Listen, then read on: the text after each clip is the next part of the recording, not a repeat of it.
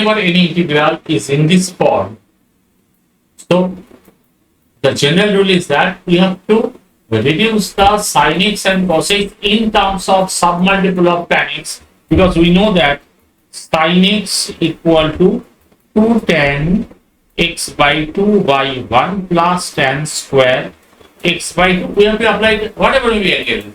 We have to apply in terms of submultiple of sin and cos. And cos x, as we know, cos x equal to 1 minus tan square x by 2 by 1 plus tan square x by 2.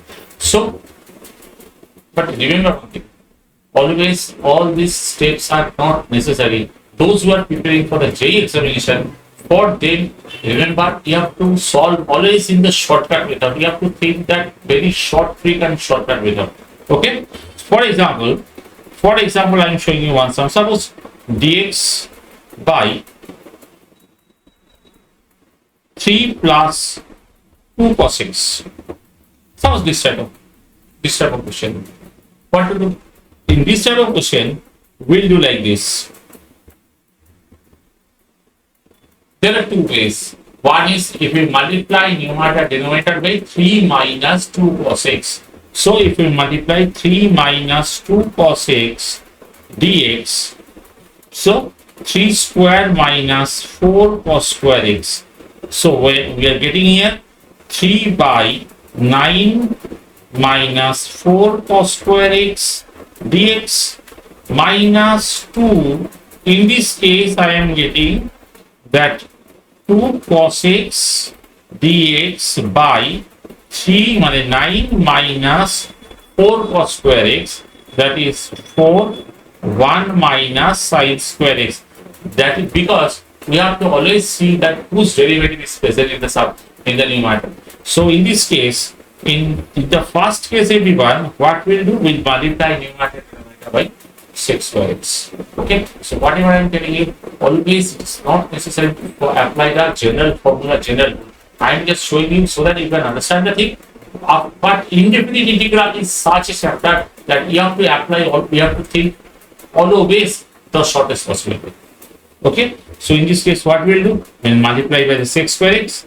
So if we multiply 6 square x, so 9 6 square x minus 4 minus 2.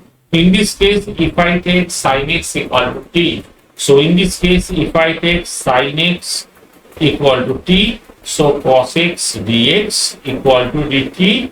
Therefore, I can write here dt by 9 minus 4, that is 5 plus 4 t square. Direct formula of the substitution. In this case, in the first case, I can write denominator in terms of tan x, so that we are getting its derivative. Tan square x derivative will be the sec x. Tan x derivative is sec x. So 6 square x. So 9 1 6 square x is 1 plus tan square x. Therefore 1 plus tan square x minus 4 minus 2 by 4 dt by 5 by 4 plus t square. Therefore, I can write here 3. If I take tan x equal to t here, so 6 square x dx equal to dt. So here it is 3 dt by 9 minus 4. 9 minus 4 is 5. 5 plus 9 t square minus half x square plus x square, that is 1 by a tan inverse x by a, that is 1 by root 5 by 2 tan inverse t by root 5 by 2 plus c. And in this case, whatever we can say, I can take 9 common, and if we take 9 common, we are getting root 5 by 3 whole square plus t square. Same thing, 1 by a tan inverse x by a plus c. Can solve the sum. There is some another way to solve the sum.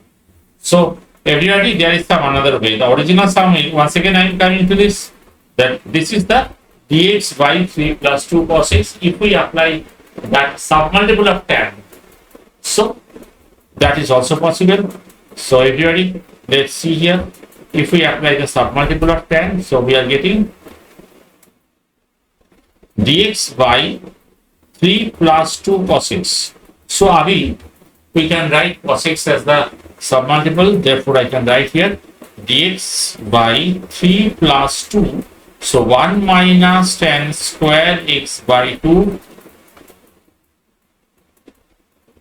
So as much as we will be comfortable on the integration, so we will get more and more topic, more and more ways to solve the sum in the shortest possible way.